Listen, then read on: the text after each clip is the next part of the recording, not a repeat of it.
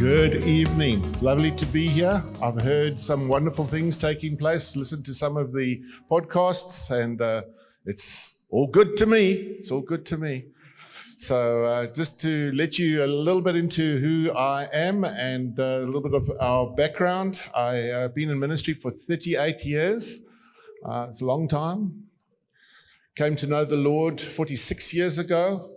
And have during that time been with the Presbyterian Church for 24 years. Then eventually I felt that I needed to leave, and because of some political inworking and the issue of baptism, and joined another charismatic church, and that I was there for about 5 years, and this is my 10th year at Josh Gen. Have planted 6 churches, 3 with the Presbyterians, 1 with the Charismatic Church, and then 2 with the Josh Gen. I started Stellenbosch 7 years ago, handed that over about 4.5 years ago, 2.5 years ago to Carl, and we're going strong at Somerset West. Love the Somerset West area. It's just wonderful, wonderful. So tonight I want to give you some principles, basic principles. I don't know how many of you watch the rugby. I just want to use an illustration about rugby and go on to some principles of church growth. I think the South Africans had a program, a procedure, a strategy as to what to do for the World Cup, and they employed that strategy fantastically. They did the basics well. They did the basics well. And if we do the basics well in rugby, huge scrum, scrum is king. If you're winning the scrums, you're going to be pushing the forwards back and you're going to be going forward. And so that's what they did. They did the basics properly. We need to do the basics properly in terms of church growth and church planting. Have to do the basics well. And since I started in the ministry in 1982, I went to the United States, spent a year there visiting churches, visiting of all denominations. I had somebody who sponsored me to go to the United States straight after my ordination, and I went and just visited churches, attended conferences, visited ministries, and embarked on a strategy of learning as much as possible how church worked. When years later I bumped into Josh Gen, I was totally fascinated with what was going on. I loved what Andrew and the guys were doing. I loved the whole concept of multi-site. I loved the fact that they were reaching people, that we in the denomination and in the little charismatic church that I was a part of didn't do it. I loved their expression of passionate faith and just their focused intention. Andrew is a guy who just is intense. And when he sees something and goes for something, I love that passion and that enthusiasm. So I saw this and I thought, I want to be a part of this bunch of guys. And it was only about 7 churches that 10 years ago that they had.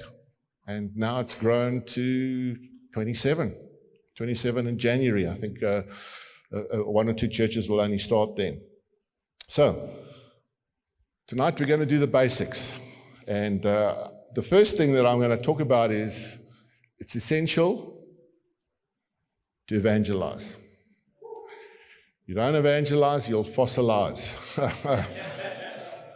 So, Jesus said in John chapter 20 and verse 21, he said, "As the Father has sent me, even so I send you." I'm sending you. That's the command that Jesus has. The church is more than a fellowship of those that are religiously inclined.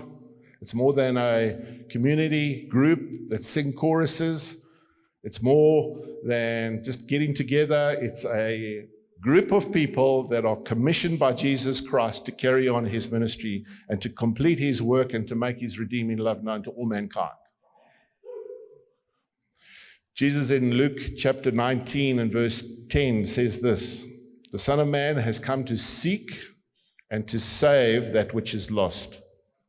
And Jesus expects us to be a seeking church. Whenever we see Jesus in the New Testament, he's out seeking people. looking for people, reaching out for people, loving people. He went to the blind beggar who was asking for sight, the woman of ill repute, the rich young ruler, the woman of faith weeping at her brother's side.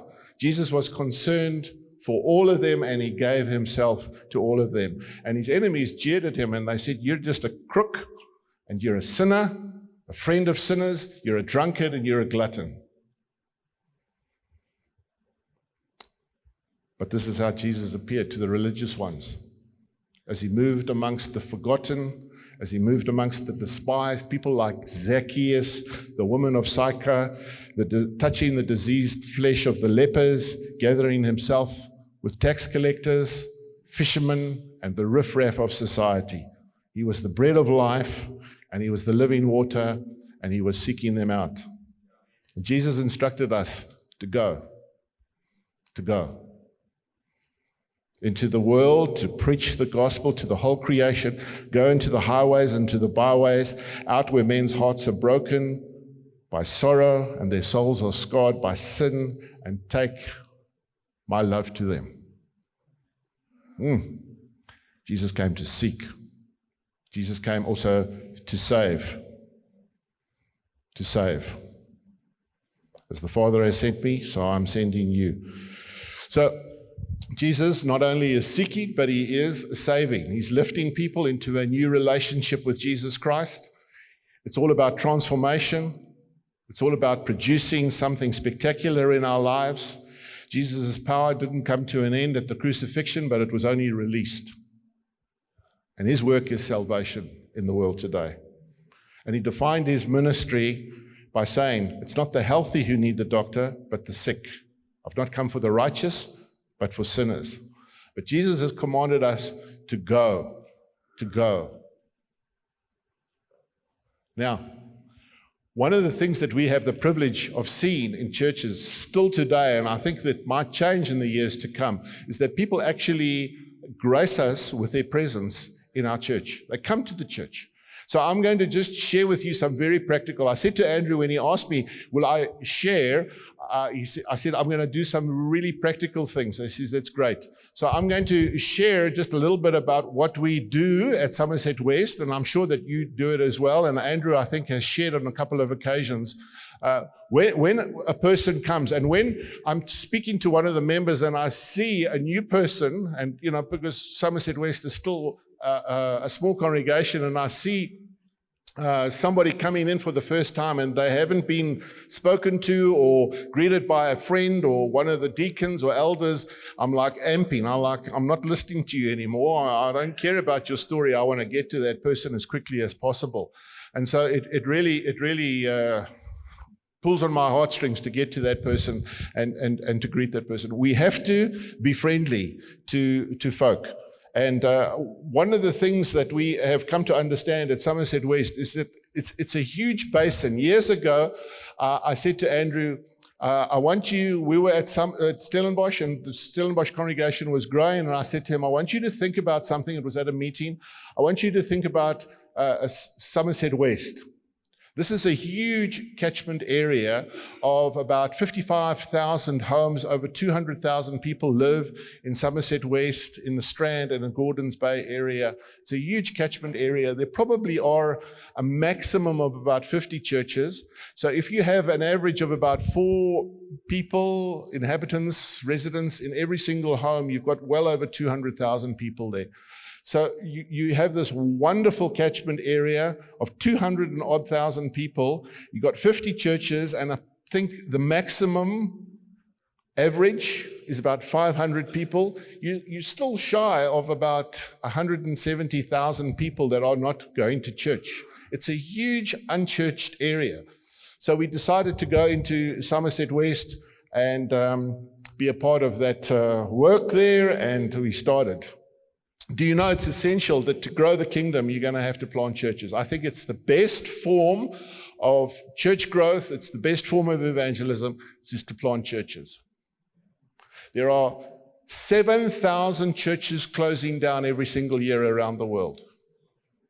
There are 4,000 churches that are starting up every single year around the world. So my philosophy, it's easier to make babies than to resurrect the dead. And I really believe that. So just plant new churches. Just plant new churches. And God blesses that kind of growth. What is the church for? The church is there to take Christ's redeeming love into that community. And so young churches are popping up all over the world. And I think people are going to that church. They say that a church that is 10 years and older, it takes 89 members to bring one person to the place of baptism. A church that's 5 years and younger takes 3 people to bring one person to baptism. That's exciting. The more churches, the better. The better. So, one of the challenges that we had with Somerset West is that we couldn't find a venue. And it took 2 years to find a venue. And it was that wonderful anointed person sitting at the back whose name is Leonard that got me the venue. He said, Richard, I found something. I looked for 2 years, couldn't find anything. I said, he's a new guy. He's coming from Sunningdale, and he's coming to Stellenbosch. He's got some shine on him. So he found something, and we got 2 properties, venues, right next to one another, one for the children's church and one for the church service itself. It's the only facility in all of Josh Gen that's air-conditioned, so eat your heart out, guys. Summer is coming. So people ask the Church Growth Institute, what is the thing that impresses you or depresses you the most about going to church for the first time? And without a doubt, they came up with this one principle, and that was friendliness. Friendliness. John Wimber said, there are many reasons why people go to church, but there's only one reason why people stay, and that's because of friendships. So, and there are 2 extremely important times when you can really show your friendliness and appreciation for the guests who have graced us with their presence. Listen, it's tough to go to church for the first time, to go to a bunch of strange people, strange environment, strange atmosphere, and for them to come, and they obviously have been told about it and they've been encouraged to come with friends. Others just come. Some come, and it's been very interesting when you plant a church, how many come through Google. And I think our guys have got it, and we always have the charismatic church, our Josh Gen, first on the Google search. But there are 2 very important times. It's just before the service and straight after the service. And I have a 5-minute rule. After the service is finished, guys, goodbye, the service is finished, we've closed in prayer. Our guys are not to speak for 5 minutes to anybody that they know.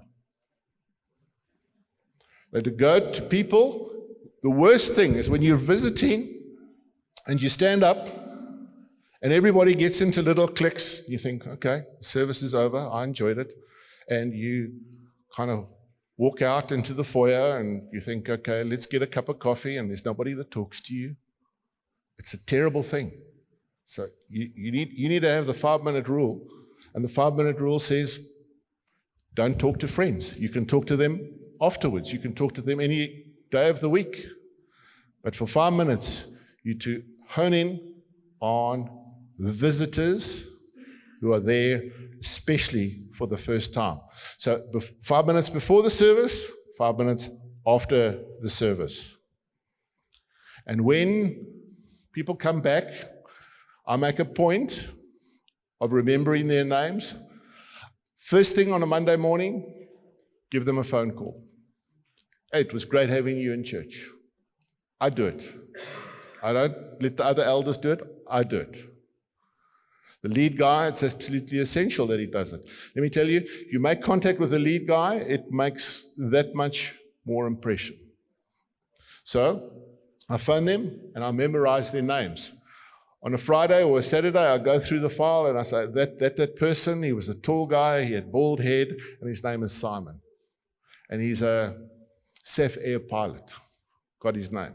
His wife's name was Caitlin, and she's So if they make an appearance the following week, I walk straight up to them. Hi, Simon, how are you? Let me tell you, there is no sweeter sound in a person's ear than their own name. And you actually see the person gasping. They're taken back. You walk up to the person and you say, hi, Simon. And they're like, you remembered my name? He's cool, this dude is cool. And that's what we do. That's what we do. I kept a record with the folk that visited over a 3-month period. It was in the beginning part of the year. There were 45 visitors, and 16 of them signified. I wasn't happy with that statistic. That's about 35%. I really was not happy. I would love to have it been 50%. But we keep records, and every now and again we have something special. Andrew is coming this Sunday. The 30-odd visitors who have visited us for the last 3 months will get a personalized SMS to say, Andrew is coming. When Mervis comes, or we have a guest service, special evangelistic guest service, bring a friend, get special invitations going out. And we try to do something at least once a quarter with that. So, when the guests come, I've got 6 checkpoints. It's the website. We've got a very good website on that. Parking. Our parking in the Playhouse area, we rent a theatre in Somerset West. It can seat 200. It's just over half full now. And the parking situation is pretty dismal. So we have rented a Voortrekker facility right next door where the kids go to Next Gen, and I'm saying to the members, all the leaders and regular members, I want you to park next door to make space. You have that sociological strangulation that if people are coming to church, if it's 80% full or if the parking lot is 80% full, people start to turn away. So we have to make space for people parking. So we tell them, go and park somewhere else, the regular guys. Your job is to make space for those that are visiting for the first time, that they have a parking space available right outside the venue. You can walk. It's part of your service. The entrance needs to be pretty jacked up. So guys need to have their beanies on or whatever. Their what do you call these things? Bubs. Yes. Isn't that for babies? So as they walk in, if they need to check in, we have 104 members and we've got 48 children, so it's almost 2 to 1 in terms of adults to children. So we've got a lot of children. So the situation is that the children need to be booked in, but our venue is across the road. And I've said to our guys, instead of pointing, don't ever point. So there's around the corner. Say, let me walk you. If you're there for the first time, let me walk you over. And just chat to them about incidental stuff and walk them to the Next Gen facility. You need to have a place where they can be welcomed. Fortunately, we've got a lovely facility, and if they're there and everybody's drinking coffee, I say to them, they're entitled to the free cup of coffee, and I say, come, let me take you, get your coffee right now. And it's a nice cup of coffee. And then obviously the worship itself. The worship and the church service is the shop window of the church. Don't tell them more than you need to know. Just answer their questions. Don't blah, blah, blah, blah, blah, blah, blah, and talk a whole lot of stuff about the church. We're in the hospitality business and we need to show lots of care, lots of appreciation, lots of love to the guests who are there. Why should they return? When they return on an emotional basis, not about the theology of the church. It's on an emotional basis. You know, it's the same old adage. I can't remember what you said. I can't remember how you said it, but I can remember how it made me feel. And that first experience, their antennae are up and they are feeling and sensing stuff. And if they walk in and they're not greeted and they don't get a cup of coffee and they don't feel warm and appreciated, if they get pointed to the next gen facility, chances are it's not going to happen. It's absolutely essential to show great appreciation and hospitality to those that are there for the first time. You can't be a friendly church if you don't have friendly leaders. Guys, leaders have to be friendly. You mustn't be absorbed with other things. Try and deal with all the administrative stuff. Try to deal with all the sound equipment. You must be focused on being super, super friendly to those that are visiting for the first time. Mervis came, and afterwards he came for a meal. And he asked me a question. He said, Richard, what is the one thing that is required to plant a church? Any takers? What's the one thing? The superior thing? Any suggestions? Shout it out. Come on, let me. Love. Yes, okay, yeah. People, yes, okay. Oh, that's good. Yeah, without hesitation, I said perseverance. Perseverance. You know, there are times when you've planted a church and it's just been one of those Sundays. You don't anticipate them. They don't come with banners beforehand and say, this is going to be a terrible morning. But you get those mornings where it's just like blur. Nothing happens. It's dead. A whole lot of people are away. It's cold, it's wet, it's rainy, and there's like 20 people in church. It's just awful. And you preach your heart out. You think, darn, you've spent 10 hours on the sermon. It's sparkling. It's at its very best for 20 people. And you just go home and your wife is asking you questions and don't talk to me.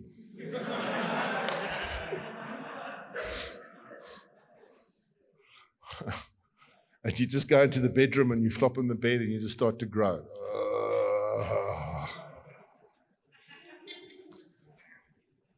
Fortunately, the Bible does talk about praying with groanings that are... So,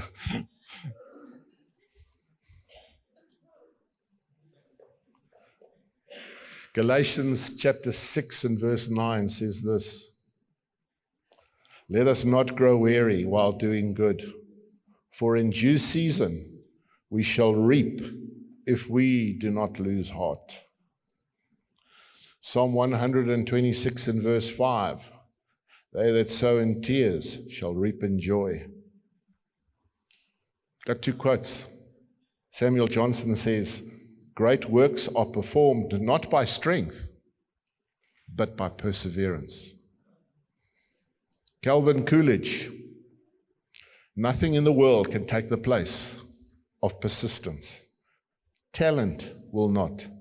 Nothing is more common than unsuccessful men with talent. Education will not. The world is full of educated derelicts. Genius will not. Unrewarded genius is almost a proverb. Persistence and determination alone are omnipotent. If God has called you to plant this church, I want to tell you, I want to confirm with you, there are going to be bad days. They're going to be awful days. And you need just to persist and persevere through those times. Next week will be better. Please God, may it be better. You see, so often we don't see progress when we persevere, but just keep plodding on. I love the story of the Chinese bamboo tree. They plant the seed of the Chinese bamboo, you fertilize it, you water it. And in the first year, nothing happens. And in the second year, you fertilize and you water, and nothing happens. In the third year, You fertilize and you water and nothing happens. And in the 4th year, you fertilize and water and nothing happens. And in the 5th year, within a period of 6 weeks, it grows to 90 foot. That's 27 meters in a period of 6 weeks. Does this thing grow in 6 weeks or does it grow in 5 years? 5 years. If you didn't persevere with that, you would have rooted it out and planted some other crop. And sometimes I've had a woman that's just joined us. She's just gone through orientation now. She was in the 1st year, she has started attending the Stellenbosch congregation. No. I'm not ready. I'm not ready for orientation. I'm still traveling. I'm still away a lot. I'm not ready. But I love the church. I love what it stands for. 2nd year, 3rd year, 4th year. Oh, I'm going to move to Somerset West. Fantastic. We'll join Somerset West. She lived in Somerset West. Saw her like once a month, once every 2 months. And then all of a sudden, poof, the lights went on. The door opened and she became a member. It took 7 years. Thank God not everybody takes 7 years.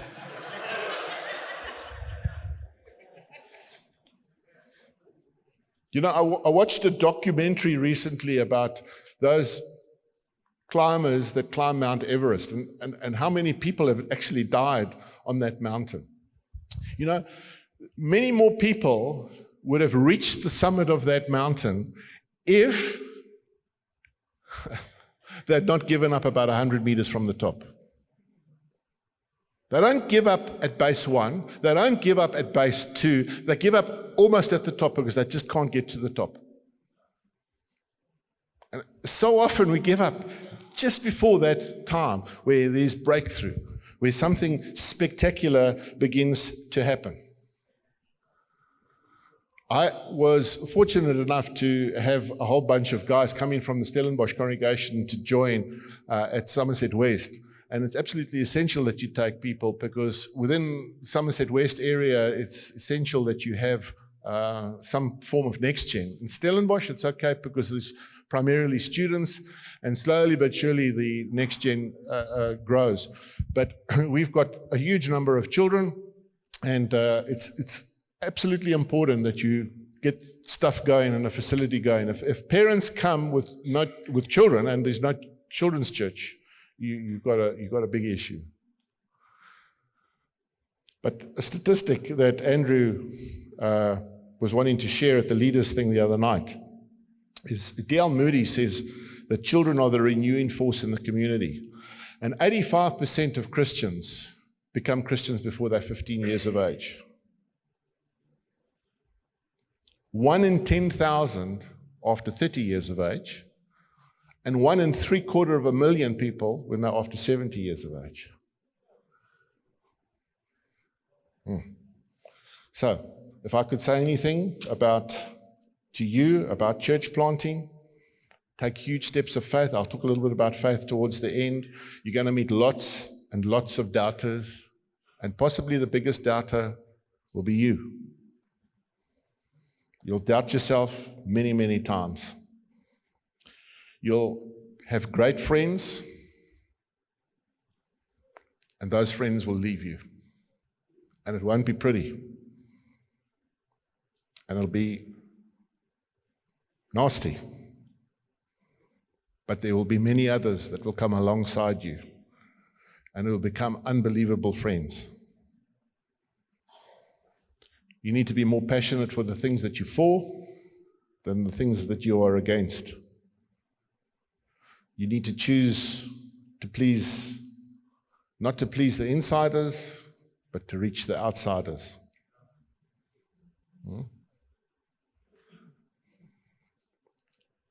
Don't ever quit. Don't ever quit. And you will experience a whole new dimension of spiritual warfare. So, the Bible says, go. Go and do it. That's my first point. Second point, have a good vision. Have a good vision. Before the Holy Spirit was able to work in people, He implanted vision in people's hearts and in people's minds. Before he stirred a nation, he stirred the people. Before he moved a nation, he breathed vision into people. Joel chapter 2 and verse 28, it says, I will pour out my spirit on all mankind. Your old men will dream dreams, and your young men will see visions. And men and women who have stood out in the scriptures more than any other have had a God-ordained vision. They could see what others couldn't see. They were aware of God's intentions and how they were to act with courage in a situation. Noah, he was viewed by his contemporaries as a madman.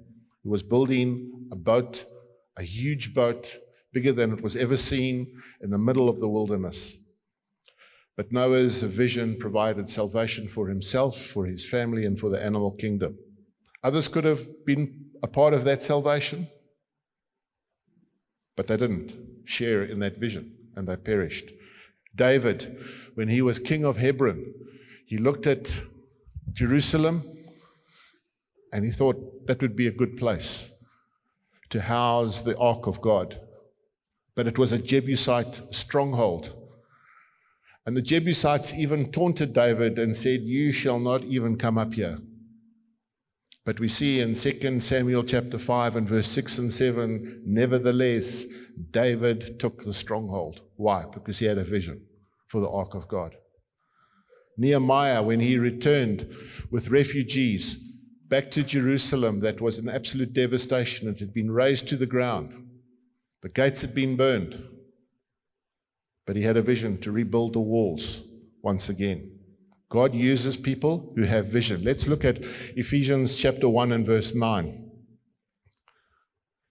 And he made known to us the mystery of his will according to his good pleasure, which he purposed in Christ. It made known his will. In verse 17 and 18. In him we have redemption through his blood, the forgiveness of sins in accordance with the riches of God's grace. He so lavished that he lavished on us with all wisdom and understanding. And he made known to us the mystery of his will, according to his good pleasure, which he purposed in Christ. It's absolutely essential that you have a vision for that area, for that church. Vision is absolutely essential. Bill Hybels says the definition of vision is a picture of the future that produces hope and passion. A picture of the future that produces hope and passion. For a leader, it's indispensable to have a vision. He paints the target, he moves towards that, it fuels the fire within him, and it draws him forward. It's the firelighter that others don't have who follow the leader. Show the leader without a vision, and I'll show you somebody who isn't going anywhere. Max Dupree, in his book on leadership is an art, says the only kind of leadership worth following is based on vision. Proverbs 29, where there is no vision, society perishes, the people perish, the church perishes. Where there is no vision, the leaders perish. Where there's no vision, you and I will perish. We have to have a vision. Vision also gathers resources. It draws in resources around it. As you declare your vision, you'll pull in people around you. John Maxwell says the greater the vision, the more winners it will have the potential to attract. The greater the vision, the greater resources that will come. And visions are always for other people. If a vision is for somebody else's benefit or for the leader's benefit, it's not a good vision. It's always for other people. When we have a vision as a church leader, it's always to bring people into the saving knowledge of Jesus Christ and for them to experience his redemptive love and salvation. So what is the Josh Gen vision? Anybody? Any takers? Yeah. That's 412. That's good, but that's part of it. Let me tell you. Just did some research. To live out authentic Christianity. Authentic Christianity. Biblical Christianity. As a family of believers who passionately desire to lay down their lives for God and for one another. Our hope is to be a church that Jesus Christ called us to be in Cape Town. and in the nations of the world. To be an authentic church. Our mission statement is Acts chapter 2, 42 to 47. Let's read it. If you plant a church within Josh Chen, this is going to be the situation. They devoted themselves to the apostles' teaching and to the fellowship, to the breaking of bread, to prayer. Everyone was filled with awe, and many wonders and miraculous signs were done by the apostles. All the believers were together and had everything in common. Selling their possessions and goods, they gave to anyone as he had need. Every day they continued to meet together in temple courts. They broke bread in their homes and ate together with glad and sincere hearts, praising God and enjoying the favor of all the people. And the Lord added to their number daily those who were being saved. Look, the first three words of that passage, the first three words were they devoted themselves. If we're going to be an authentic church, we're going to have to share that vision over and over again. We have to work towards devotion. That's the first three words that describe the first century church, the early church, and they devoted themselves to the apostles' teaching, to fellowship, to the breaking of bread, community, hospitality, sacraments, and to prayer. And then verse 43, everyone was filled with awe. Many signs and wonders were performed. Verse 47, enjoying the favor of all the people, and the Lord added to their number daily. The secret was those first three words. They devoted themselves. They devoted themselves. You see, so often, unfortunately, the leadership in churches today comes from the top down.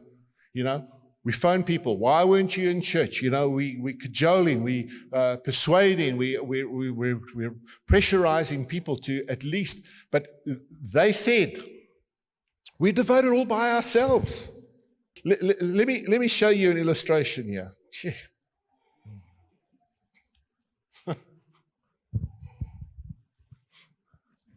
Somebody thinks that's funny.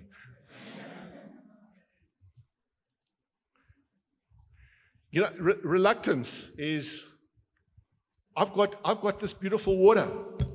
This is life. This is the most wonderful thing on the face of the earth. In the past, people went to war over oil. I think the next war is going to be fought over water. But this is water. Do you want to drink? Nice, it's cold, it's delicious. Is it good? You want water? No, you got Coke. You see, that's the reluctance. That's just the unfortunate reluctance that people have. I love water. And you can't cram it down people's throats. I mean, I could wrestle him and open his gullet and try to make him drink water, but he's not interested. So what do? You just throw it around.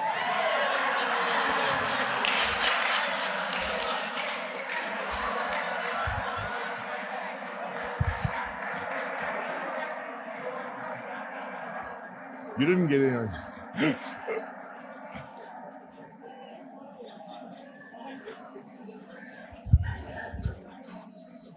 Reluctance is an absolute killer for leaders.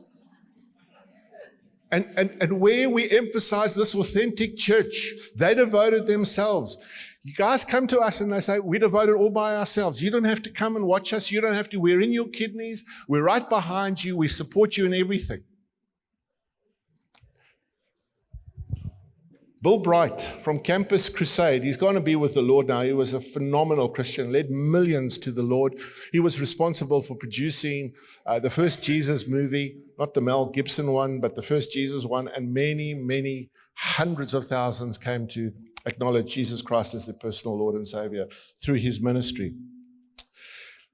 Listen to some of these statistics. 1,700 pastors leave the ministry each month around the world. Each month, through spiritual burnout, contention in their churches, or moral failure. 4,000 churches Begin each year, 7,000 churches close. 50% of pastors are so discouraged that they would leave the ministry if they could, but they have no other way of making a living. 80% of pastors and 84% of the spouses feel unqualified and discouraged in their role as pastors. 70% of pastors constantly fight depression. 80% of seminary and Bible students enter the ministry and leave within the first 5 years. 80% of children's pastors surveyed need to seek professional help for depression. 85% of pastors said their greatest problem is that they are sick and tired of dealing with problem people. 50% of pastors' marriages end in divorce. Started a church, last church that I started in Presbyterian Church. Got issues with divorce. 3,500 members a day are leaving the church last year. A day. Man, we need to return to this thing. They devoted themselves. They devoted themselves. That's the hidden key. You know, I heard of an ex-Baptist pastor who in England decided, you know, he was just going to, that's it. For many, many years, he had given his life. Him and his wife had poured their heart and soul into the church, and they just were met with reluctance. And eventually they said, no, we can't continue with this. They're not buying into the vision. They're not buying into the direction. And they left the church. He was on medication. The wife was on antidepressant medication as well. And so they weren't sleeping at night. They were experiencing, because of the massive effort they were putting out, they weren't experiencing any kind of response. So they decided to leave the ministry. And you know what he became?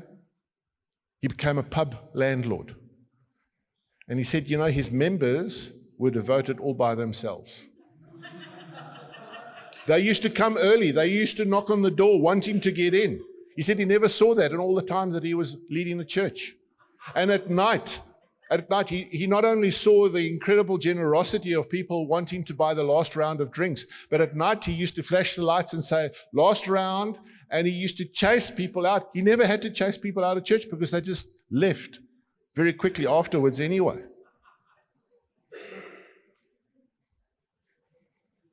You see, and there are many, many people out there that need to be challenged with this thing about, they sit like wooden Indians waiting for the leadership to do something sufficiently inspiring, sufficiently revelatory, something exciting and emotionally heart-rendering to get them to serve and to commit a little bit more. What kind of church do you want?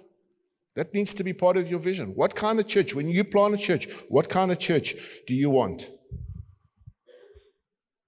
Years ago, I heard of a pastoral strategy of a church in the United States that decided that they were going to embark on a strategy, and they were going to phone all those that weren't in church the next day. So when they came to church, they noted all those that weren't, and they started phoning the people, and they had a recorded message from the pastor. Hi, this is your pastor. We noted that you weren't there. We would love to see you again next week. I mean, that's a terrible strategy.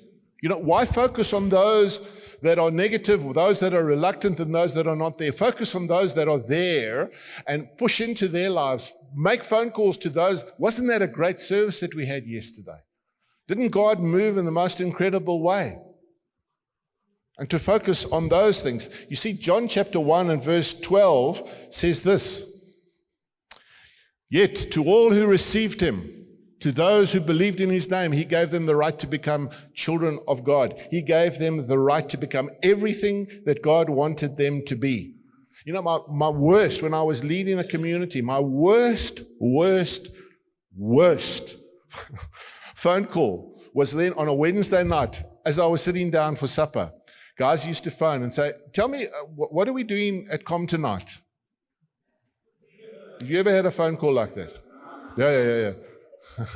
You know, really, Really what they're asking is, do I really need to be there? Show me something spectacular that's going to happen tonight. If I don't say, look, Francis Chan himself is going to be there, and he's going to talk about his most recent interview that he had with Archangel Gabriel, and he's dealing and he's fending off of Lucifer. If I don't give him some big story, then they're not going to come. And then they do come and they sit there and they, you lied to me.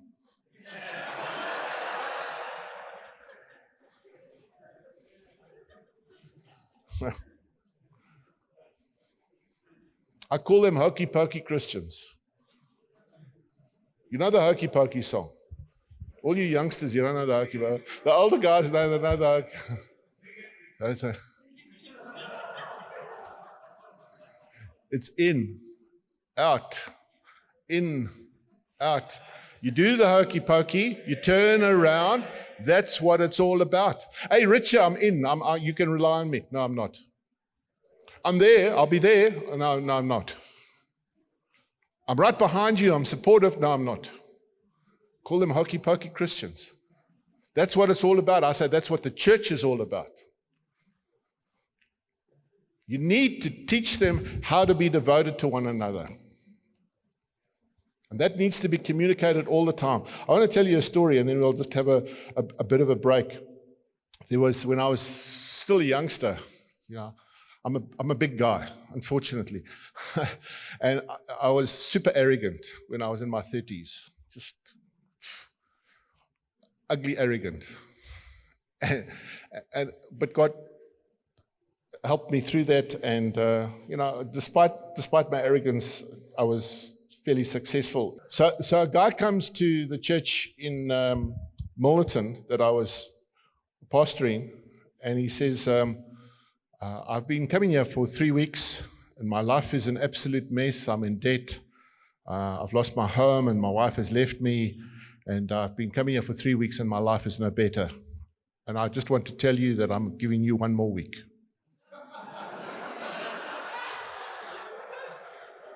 So that arrogance just bubbled up inside of me. And he was dead serious. He was dead serious. Somebody had invited him and told him, you come to church and they'll sort you out. And I thought, no, you come to God and he'll sort you out. So he says, I'm giving you another week. So I stuck out my hand and I said to him, well, if you're giving me another week, let me shake your hand right now and say goodbye.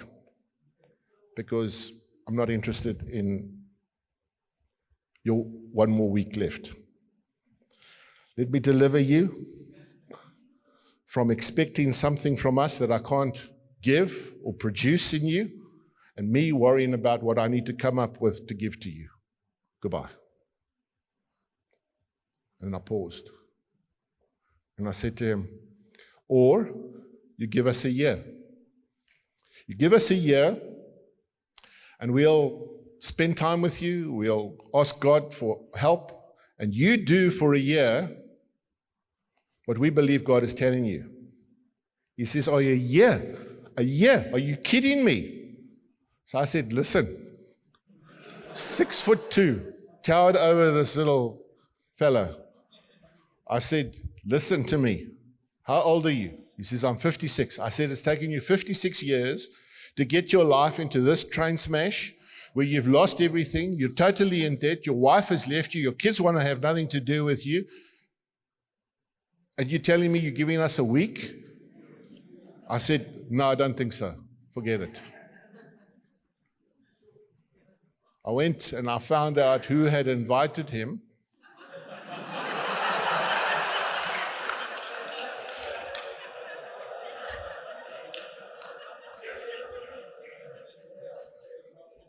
And we had words.